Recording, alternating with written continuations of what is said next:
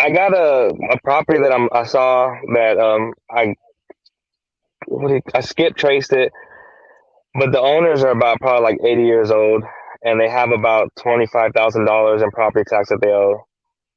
So whenever I get that in the contract, like how does that get covered with the property taxes?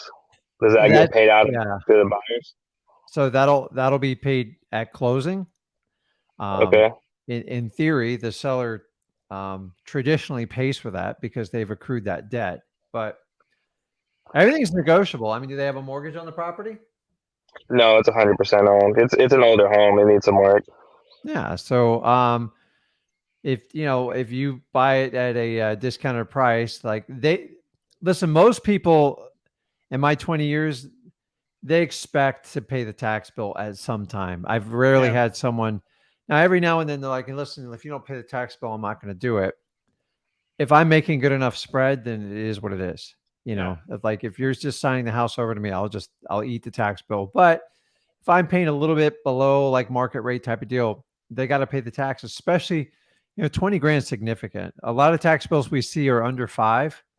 So a tax bills typically accrue in arrears. So if the tax bill was $500 a month times 12, that's $6,000. So and tax bill usually comes due in November.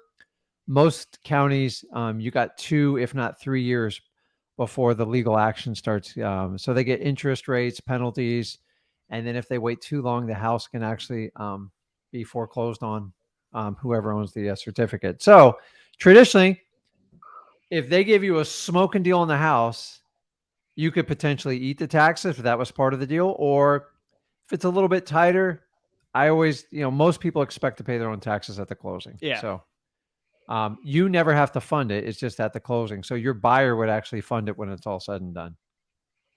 Oh, okay. But that's a good sign of motivation. When people get behind on their taxes, it just usually means they're short of money. And it's Yeah. not going to get better. And if they don't do anything, eventually they will lose the house. So that's why you got to Yeah. get in front of them, get that deal. Yeah. When people are Yeah. behind on taxes, it is an amazing deal. Yeah. So pull that list.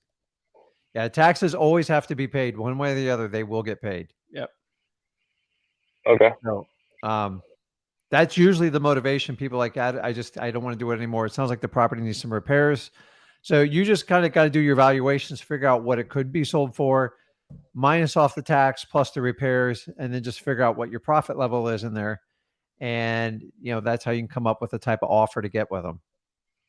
Okay. So I mean, I don't want to see anybody behind on their taxes, but honestly, someone's behind on their taxes is a clear indicator there's a problem.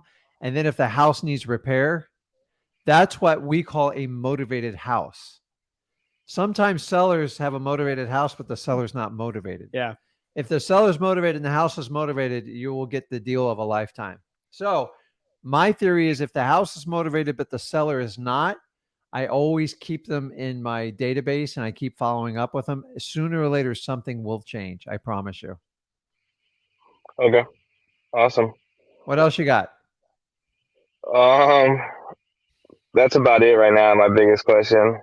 Okay. All right, man. Well, you know where we're at if you got any more questions. Oh, yeah. Awesome. I Thank you. appreciate you tuning